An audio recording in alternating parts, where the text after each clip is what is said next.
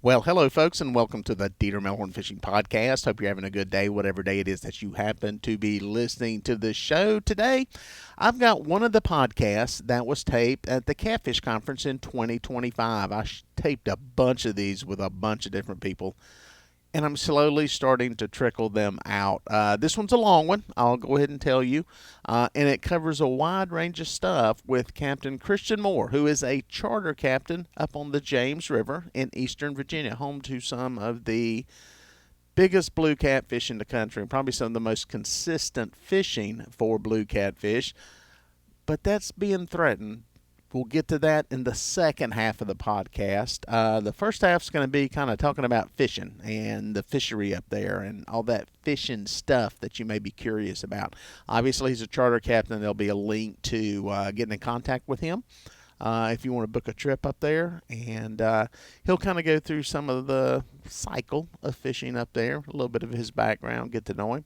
And I think you enjoy it. So sit back, enjoy the show.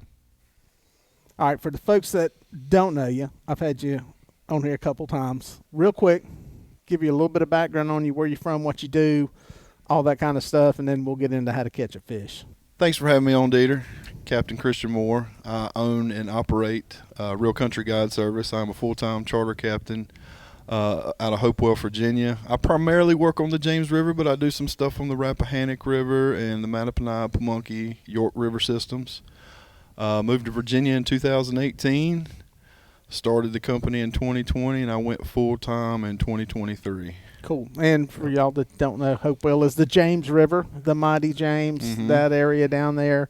We're going to get to that. That's kind of, I call that big-time fishing because it's big water. It can be big water. It can be giant fish. We'll get into all that. That's a little more advanced level fishing. I'm going to start out with some basic stuff because you didn't start out there. You started out back inland. Yeah, man. The first place I ever chased a catfish was on the Dan River, up close to Danville.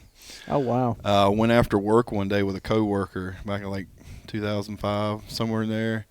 The fish were pushing up the river as getting towards the beginning of the spawn, and I just got hooked on it. It was a lot of fun. We caught a lot of 20 to 35 pound fish that night. Now, how were you fishing for fish back then?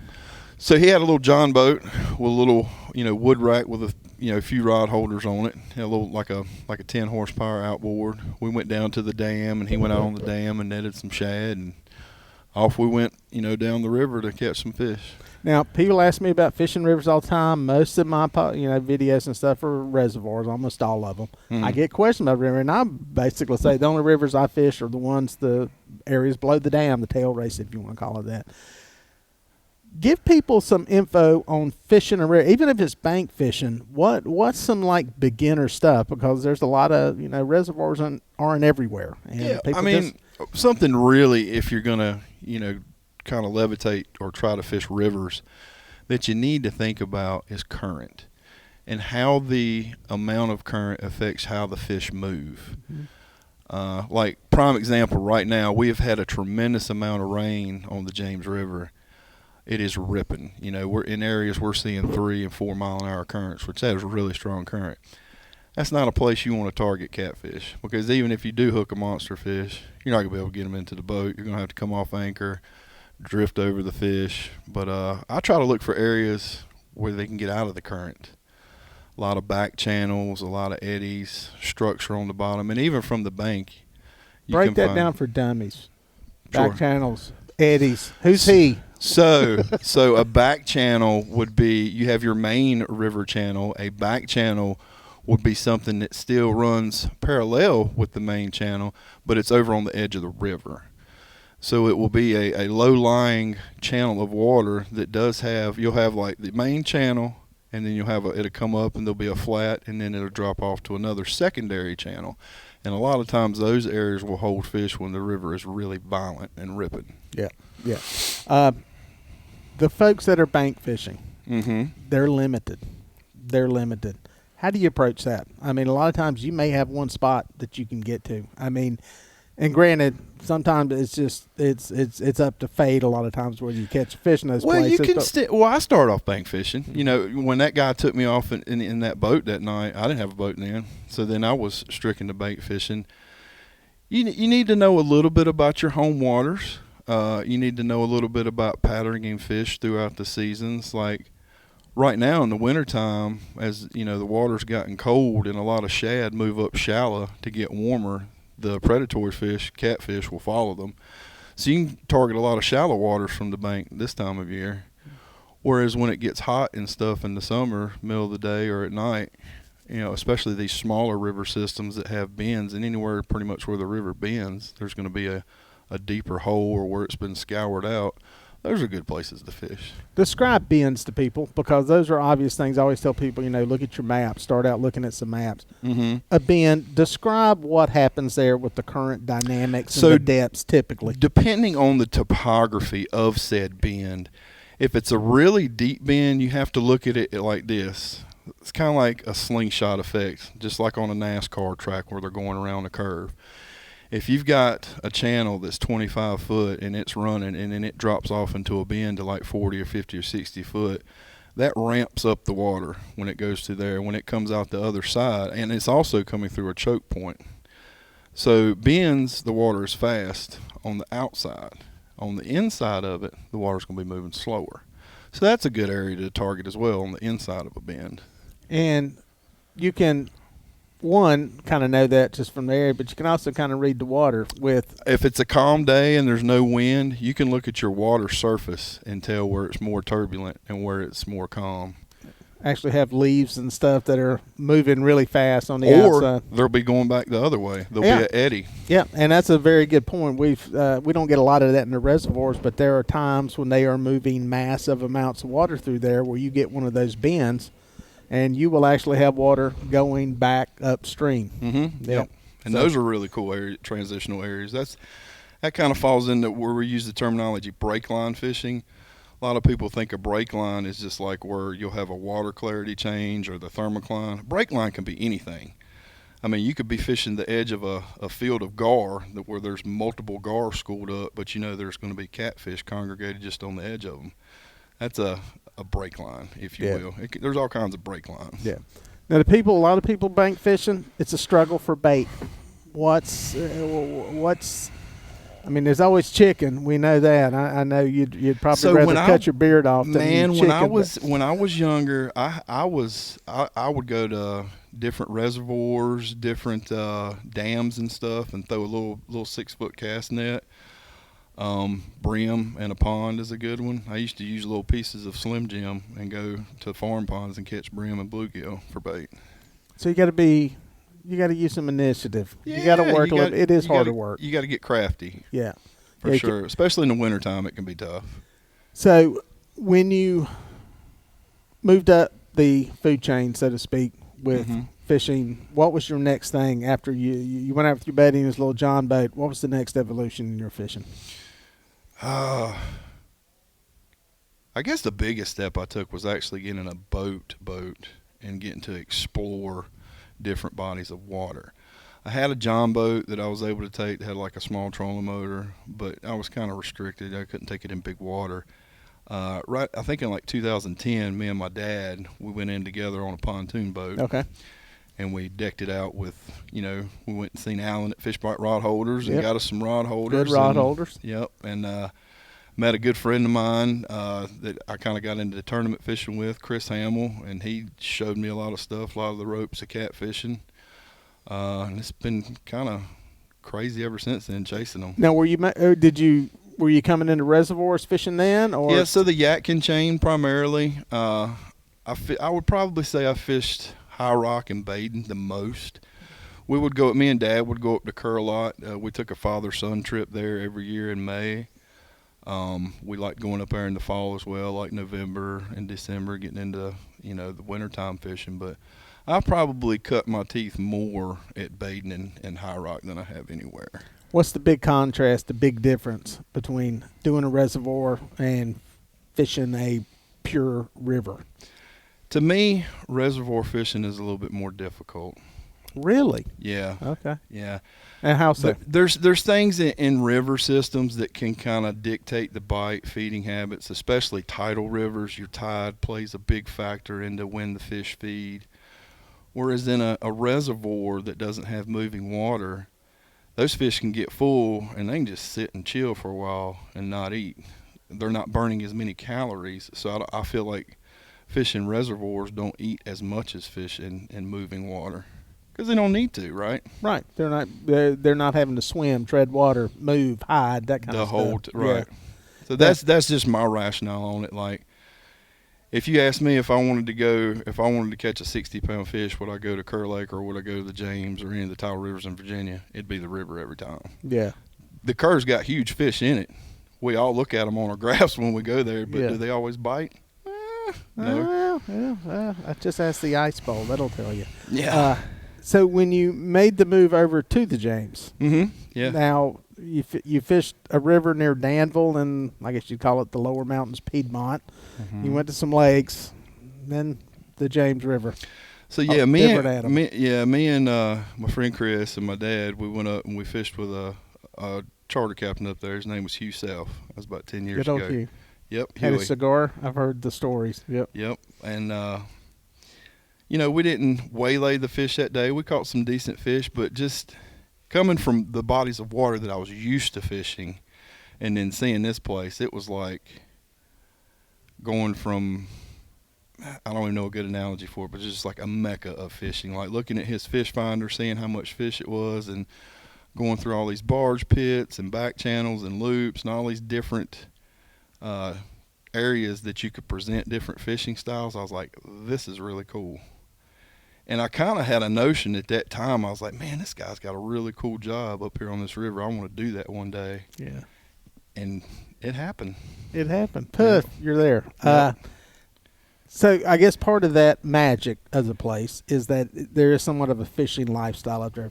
Partly because, it's a lot of water. It's Chesapeake Bay. Oh, it's thick. Yep. It's also commercial. And, there's a lot of commercial fishing and saltwater fishing and stuff, and that's where the worlds have collided to a certain extent.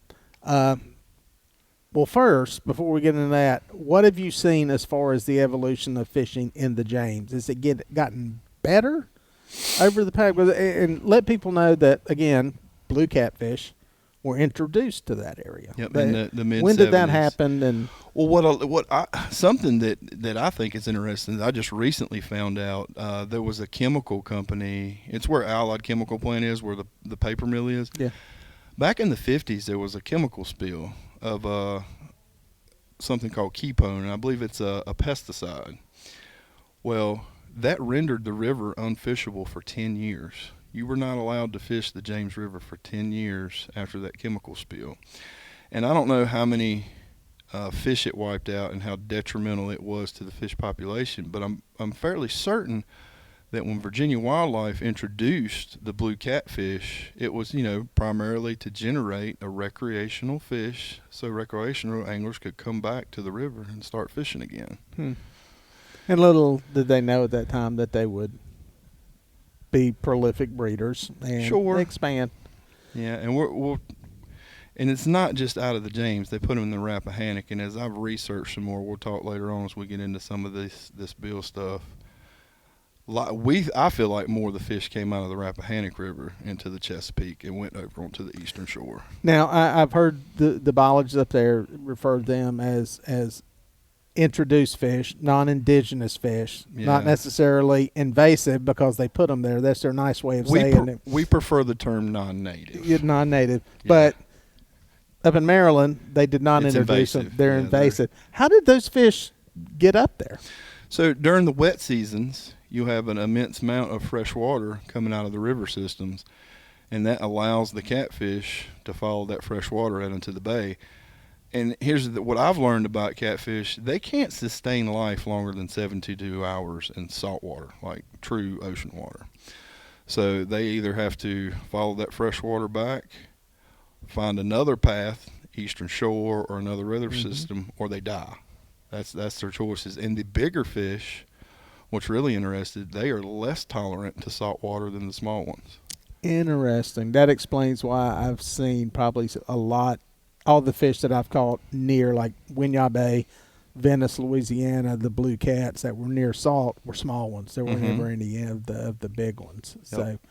So what happened with those fish from the time they were introduced, as far as did they show up immediately, or has this been kind of a typical introduction of blue catfish to non-native waters, a rapid climb? And well, the growth rates initially, from what I've researched and read, were almost unheard of. Like, you had fish reaching that 50-pound mark within 10 years. Mm-hmm.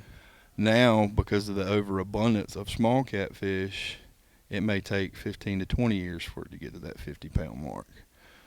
And I would say, from what I've heard, I think it peaked like around 2000, because you figure the life cycle of a blue cat is anywhere from 20 to 25 years.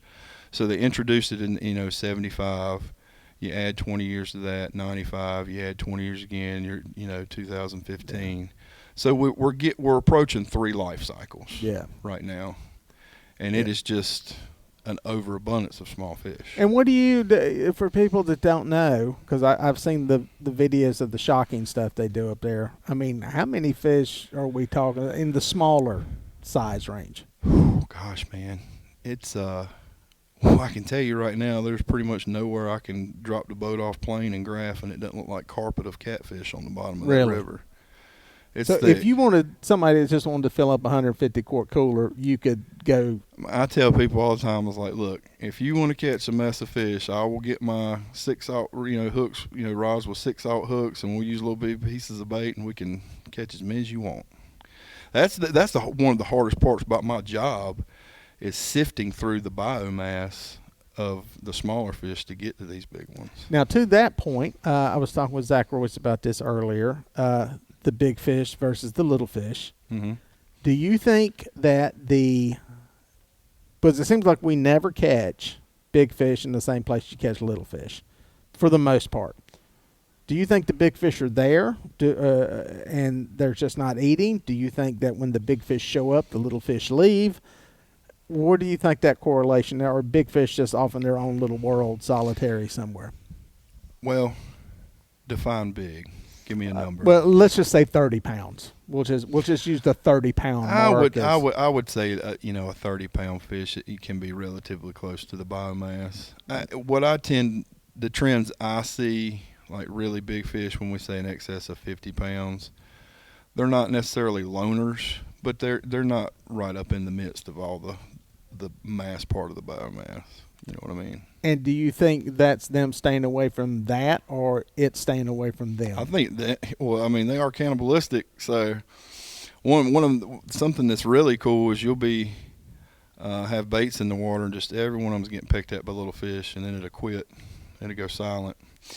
And then 5-10 minutes later, you get a rod pulled over, you get a good fish. That's because suddenly they become something on the menu, and they vacated the premises. Oh, no, that's what we were talking about earlier. I've said when I do a lot of shallow water fishing in the spring, if I'm out there with guide trip clients and we're picking off little fish, and it's like, and then it's something to pass the time, but then it'll quit. I'm like, we're sitting here another 45 minutes. Bingo. People are like, we need to move, Cap. I'm like, no, let's hang tight for a minute. Let's wait this out, because a lot of times, boom. It's almost like they go, hey, because let's face it, catfish eat catfish. Oh, sure. And they're like any other predatory animal. When some of them are feeding, it's going to attract the other ones. So I like really active areas. If I'm catching small fish, now I won't sit there all day and catch small fish, but if I'm in an area the fish are feeding good, generally 9 times out of 10 you're going to bust a good one. I've said that in a lot of my videos. Action brings action, and it's a lot of times why I like having a perch rod in the water when I'm drifting. One, I think there's a correlation between where these feeding catfish are in perch schools, but I feel like if those perch are biting and they get active and frenzied up, I don't know if the catfish are already there or if they sense that, hey, something's going on, I need to get over there, and then it seems like you end up catching fish in those same areas. So you got all these catfish up there. They're starting to eat all kinds of crap. Everybody's eating everybody. Mm-hmm. And there's some stuff getting eaten that people don't want to get eaten, and that's some of the saltwater stuff. The worlds collide. And people are understandably... So they say. That's what I was getting to. Yep. What is the research showing that? Because I know there was stuff done in North Carolina many years ago trying to show a correlation between the decline of blue crabs and red breast sunfish and flathead catfish. And they found out that they had an impact, but maybe not as big impact as they thought. What have they found out up there? So here is my rationale in terms of diet studies. The diet studies, for example, that are being used for this most recent legislative change in Virginia are not from the rivers. They're from out in the Chesapeake, around the mouth of the rivers. So that's why I'm really biased to these bill changes, because they're using data from another. It's pretty much a different system. You're down at the mouth of the river in the Chesapeake, and they're trying to make it, relinquish the krill limits up in the river systems. It makes no sense, Dieter. You kind of follow what I'm saying? Why are you going to use a research datum to change waters that are 50, 60, 70, 80, 90 miles from where you're researching? Well, originally, too, to that point, weren't they including Kerr, Bugs Island, in a bunch of this stuff? So we'll get into that in a second, but the way they have tried... And just to clarify for everybody who doesn't understand this geographically, while those lakes are inside of Virginia, or Kerr is, most of it, it actually empties into waters in North Carolina. That's right. So it wouldn't really be like it's emptying into the Chesapeake Bay, which is in Virginia. Completely totally different water system. With the bill, first we kind of skip to the bill. Yep. Tell everybody about the bill, how it started, Sure. what initially, just so everybody's got the background on that. So initially, back in the 1st of January, first week of January, they introduced House Bill 1907. 1907 stated that Virginia legislation is going to request DWR to change the krill limits on blue catfish in the state of Virginia from one fish. Currently, you're not allowed to keep more than one fish over 32 inches per day per angler. They are trying to change that wording to you can keep as many as you want over 32 inches. In the James River, the Rappahannock River, the York River and its tributaries, as well as Kerr Lake and Lake Gaston. So that bill stayed like that for about a week. And it started getting a lot of public comment. We're like, hey, guys, what I'm really appreciative of, and I hope every angler that watches this, for those of you who commented on that bill, thank you for your professionalism. You guys did an awesome job. I read every single one of those comments, and I am appreciative of those who did comment. You did a tremendous job. The fact that you were able to find it down at the bottom of the list where they had it buried, you had to scroll to, I commend you for digging it up. Gosh, yeah. It's man, that web, you want to talk about something that is antiquated and hard to navigate, is the House of Delegates, their website. But anyway, so skip forward to a week. They see this thing building traction, and I think they're like, oh, we've got some people interested in this. So 1907 gets tabled. They remove it, and they come up with this new bill, and I don't remember the number on it, but it is a angler incentivized program, to where they're saying you don't have to have a fishing license to fish for blue catfish in the state of Virginia. We're going to issue you what's called a digital license, and you can just apply for it online. It's free. And there's going to be some sort of incentive package built into this. We have not got any details on that, but it's basically type kind of thing where all you got to do is say you're fishing for blue catfish and you fish for free. Well, I think you as an angler, I think from what my understanding, they were going to leave it up to DWR, and DWR was going to have to come up with a system to where whoever catches the biggest fish gets some sort of prize. Whoever catches the most weight in a year and tags it and turns it in or whatever. They haven't written all that. And okay, I was going to say if they had a catch and kill mandate in place. That bill, I think, has been tabled as well. I haven't heard much else about that one. I think they just used that as kind of like a distract to take our minds off of the krill limit. Mm-hmm. A few days later, we've got the current bill, 2782. It comes back out, and at this time, it doesn't have the lakes on it, and they have put boundaries on the James River. They put a lower boundary at Hog Island going across the College Creek. So that is what's known as the saltwater line. So anything above the saltwater line that creel limit did not apply. So up there where a lot of us like to trophy fish, that's that area. We were still disappointed with it because, the Rappahannock was still on it, the York, but we're like, okay, they're at least letting us leaving our trophy area alone. I think it was just something to try to distract us. So I think another week goes by, they remove the boundary, and then it's all the rivers, and at this point it's went through the delegates, and then it went through the House, and then last week it went through the Senate. I think it went a 70-30 vote last week through the Senate. So we had 30 people that were opposed it in up there in the Senate. So there are people that they're not totally against catfish in Virginia. But now it's moved on toward the last legislation process is for Glenn Youngkin to sign it, and that will either be this week or next week. Okay. And by the way, they put the lakes back on it, which I had heard that. No one understand. Like, it boggles my mind. Because those, like you commented earlier, they turn into the Roanoke River, and then they eventually, I believe, dump into the Albemarle Sound. What does that have to do with the Chesapeake Bay? Yeah. Nothing. Yeah. That even under trying to go with their logic of what you're trying to do, that doesn't make any sense. It seems like, hey, at least have the sense to protect the home of the biggest catfish in the country, right, which is, Kerr Lake. You think just the economic impact of having that on that lake is good for that area. Well, this is the figure I heard. The state of Virginia alone generates about $600 million in recreational fishing. This is all species. Right. Is that saltwater too, or just saltwater too? Okay. The whole state. But catfish is supposedly like 30% of it. That's $180 million in revenue. Yeah. So one, you got that's not.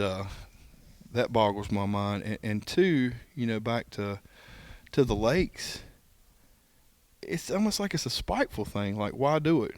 We circle back around to that. And the delegate that politicians don't like to lose. Right. But the delegate who proposed the bill, every time she talks about it, she leads into it and says, my family likes to fish. We fish the Chesapeake. We have been unable to catch various species, like I think she named off red drum or croaker, and she said the catfish are eating them all. It's just not. It doesn't add up. It's just one of those blanket statements. That, all the scholarly studies that myself and a friend of mine have researched and put all this stuff together do not suggest what they are stating, and it makes no sense to remove the trophy side of the relinquish the 32-inch law, because we looked at population studies from the last 10 years, and the most current one states, and this is speaking for the James River and the Chickahominy River system, 1.7% of the biomass is over 32 inches. We're not talking about trophy fish, just that 32-inch mark. So then you try to equate how many trophy fish are actually, we're talking a fraction of a percent of trophy fish. Yeah. So it makes no sense. There's no. I have friends who are commercial fishermen. There's no market for these fish. They're telling me that they're kind of cut off as the 30-pound mark. Like, there's nowhere really to take the fish that are over that 30-pound mark that want them. Yeah. So that's one thing we're all kind of just scratching our heads, like, what are they going to do with all these big fish that they harvest? Exactly. So talk about I know there were some incentive programs to try to build a processing plant and all that, because they want people to fish for the blue catfish commercially, ideally. Sure they do. And it is, to an extent, it's these river systems in Virginia have a sustainable resource for commercial and recreational fishing. It just has to be managed right. And a good friend of mine, Dean Irwin, he'll tell you he's lived in that area since he was 13 years old. He's 61 years old. He'll tell you he's seen them ruin pretty much every fishery because they're more worried about the revenue that it generates than they are the recreational portion of it, or just the species itself. Now, obviously, this all gets started because somebody blames some decline in their fish, whether it be blue crab, striper, whatever, on something else eating it, or too many people. That's usually where all these things come about. Mm-hmm. Is there any chance that some of these declines are our own fault as humans, whether it be possibly overfishing, possibly, as I always use the abbreviation TMP, too many people along the watershed itself dumping fertilizer, chemicals, stuff into the water that affects the estuary itself as far as stuff spawning, or like's happened theorized with the tarpon population in Florida. You're killing the bait, you're killing the menhaden, you're killing the mullet, and the mullet or there's not a good water quality for them. Not so much you kill them, but they're going somewhere else. Are we overfishing the menhaden? Is this something bigger than just the evil blue catfish eating everything? Great question. That's a great question. It's a long question. And I've got a multi-part answer.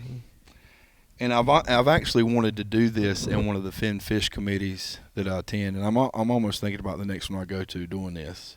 I want to walk in there with a fishing rod and say, this is what I use to catch fish. I can catch one fish at a time on this device. I may catch on an average of anywhere from, on a guide trip, call it 10 to 20, 25 fish. A commercial fisherman who is using a hoop net, a catfish pot, any type of pound net, or they're catching thousands of pounds in one haul. How can I, with this device, even if I have thousands of my friends who like to use this device, be changing a population of a species or impacting it like they can? Maybe we can, I don't know. But that's one analogy. But you brought up the menhaden.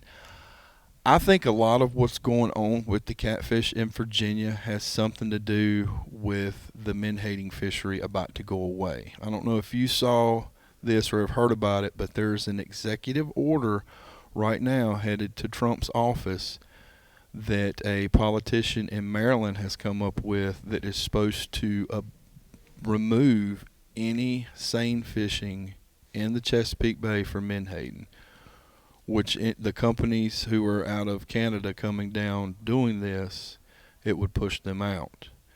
I don't know what type of revenue stream has been coming into the state of Virginia for that, but that is one of my beliefs that potentially this big uproar in the catfish thing could be VA backpedaling. We're about to be losing a big stream of revenue. We need to make up with it somehow, some way, and they're using the catfish for it. How much money does Virginia actually make off? I mean, it seems like if you're netting menhaden, which I assume they use for fish oil, you can't find any data on it. No one knows. It seems like that money would be going somewhere else, like right. to the corporate headquarters in Canada or wherever the heck it is. I have no idea. It's very, very hush-hush, but I know it's a lot of people don't like it. And I've heard charter captains in the Chesapeake for years. They have always said that's what's wrong with the fishery. That's why you have so many declining populations in the bay, which in my mind as an angler, someone who spends over 50% of his life outdoors on the water, if you're taking a base level food source that everything eats, and we're not just talking about fish, hell, osprey, birds, all sorts of things eat this. If you're removing that in mass quantities, that's going to be more effective than a blue catfish coming out there during peak freshwater times, which is a very short time during the year, like the wet season. Yeah. And that's just my personal take on it. That's just my gut feeling, What's the compromise here? Because as we've said before, we're not going to magically make every blue catfish disappear. They're here to stay. Yep. They'll never get them all. Yeah. There's no way. There seems like there's got to be, and to that point, let's say you start taking out, you talk about the biomass in there that are blue catfish. You start removing all these small fish. Well, that means there's more to eat for the bigger ones. Are you going to inadvertently increase the size of the big catfish? Right. I honestly think, they have to let DWR do their job and do population studies and growth studies and let them. That's another thing. I'm glad you brought that up. I don't understand about Virginia. We have two entities that are controlling this. You have VMRC and you have Virginia Wildlife, and supposedly Virginia. And what is VMRC? Virginia Marine Resource Commission. Okay, so it's kind of like North Carolina. You got the division of, what is it, marine fisheries that kind of handles saltwater coastal stuff, and then you got the inland fisheries, and then even those heads start to bump on some of that stuff. Right, because the tidal rivers, the upper reaches of it are supposed to be Virginia Wildlife, and then as you get towards the bay and the Chesapeake area, it's VMRC. They talk two different ways about the fish. And it's very, like, working with a biologist that I've spoke with over the years, she admits that there's an overabundance of small fish, and she will tell you that the decline of the trophy fishery is because the overabundance of small fish. Now, which fish is eating the blue crabs? The big fish or the little fish? Depends on the size of the crab. Okay. But do they think they're eating the actual juvenile crabs? Or? Sure. Yeah, and they do. And I knew nothing about crabs, except they do make good shark bait, and they make good bait for redfish. Here's the thing. Do catfish eat crabs? Yes. But it's when they cross paths in seasonal times. It's not a year-round food source. And I haven't seen anything to where a crab fisherman wasn't making his quotas, what have you. So it's not the shortage of crab while they're doing it. We can't figure out why they're trying to get rid of the catfish. We really can't. Do they eat crab? Yes, but have they obliterated the crabbing up on the Chesapeake? No. Yeah. I mean, there's still. Dean was telling me the other day, I didn't know this. When they're crab fishing, they keep the females that have eggs on them. Why would you do that?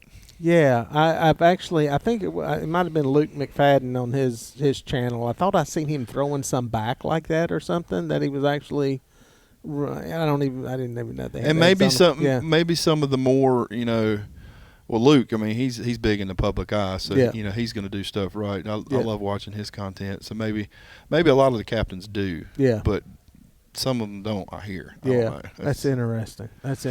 Is there a compromise, or if all this stuff gets passed, it's almost a giant experiment to see? Yeah, that we've went way past compromise. If they pass this bill, there is no compromise. You're just going to see what happens. Like if they had left the lakes off, if they would have gave us some sort of boundaries. And another problem, something else we're fighting, is they're trying to issue more shock boat permits. And I've done research on that, Dieter. Several states have tried it, Texas being one of them. Does anybody want to do it, actually? Oh, yeah. Okay. Yeah, I didn't know if there were people actually, if they actually had a market for the fish. There's currently 3 shock boat permits in Virginia working the tidal rivers. The last meeting we went to at VMRC, they were trying to raise it to 10 permits. We got it tabled back to 6, and we're supposed to speak on it again the 23rd of this month. But something else they're trying to change is the creel limit for the commercial harvest. And one of the guys in the meeting who continuously would try to bait me while I'm up there speaking publicly, he eventually said, well, it don't matter. House Bill 2782 is fixing to pass, and we can do whatever we want. And then one of the members of the board had to catch him and say, if it passes, it's a lot of spitefulness over catfish. Yeah. I don't understand where it stems from. Yeah, that's interesting. There may be something more deeply seated than that. So I definitely get, like, my gut feeling tells me there's way more to this than us as recreational anglers know. Interesting. We just want our fish. We don't want any money. We don't want any kickback. We just want to be able to catch the fish. We want our children's children to be able to catch the fish.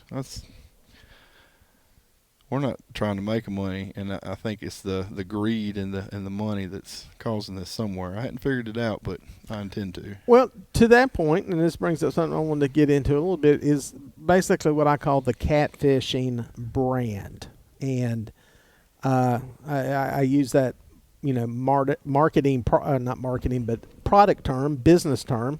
You have, Catch the Fever. They're a brand, And there's a saying that, that advertising is what you tell a client about your product, and brand is what a client tells you about your product. It's almost something you can try to create, but it's more something that is perceived. So, Sure. to that point, the catfishing brand, how do you think it's perceived in the fishing community and in the bigger picture, the eyes of that lady who I got this Karen imprint in my head when you said that of, the general public? Well, being here at the Catfish Conference today, you would think it was the greatest thing since sliced bread. Oh, it's yeah. Everybody here loves catfish. Yeah, it's like coming to church and going, do you like Jesus or not? I think it's more of a logistics thing. You've got the Mississippi River and its river basins and all of its confluences. I think along that chain of river system, it's an appreciated species. It's native to there. I think it has a big. People are just used to it. I think the areas that they're not liked is where they've been stocked on a large level. Just my personal opinion. You have generations and generations of fishermen, whether it's recreational or commercial. Their fathers and their families didn't fish for them, and then all of a sudden they're here, so it's a new thing, and people don't like change. So that's my rationale behind it. I think in areas where the catfish have always been, they're appreciated, they're looked at as more of a game fish, and then areas like Virginia where they've been stocked, don't everybody love them. There's a lot of people that do love them, but not everybody. That's interesting. I've never really thought about that, but that's very true. They do seem to be a little more coveted in those places. Yeah, because the blue catfish, as I've said before, a lot of people don't realize the blue catfish, flathead catfish, pretty much east of the Appalachian Mountains are non-native. That's it. Most of them were introduced by some wildlife agency at some point. It's your base level culturalistic thing, man. Yeah. It's been in the culture in those Mississippi areas and their river basins, and it's just part of life there longer.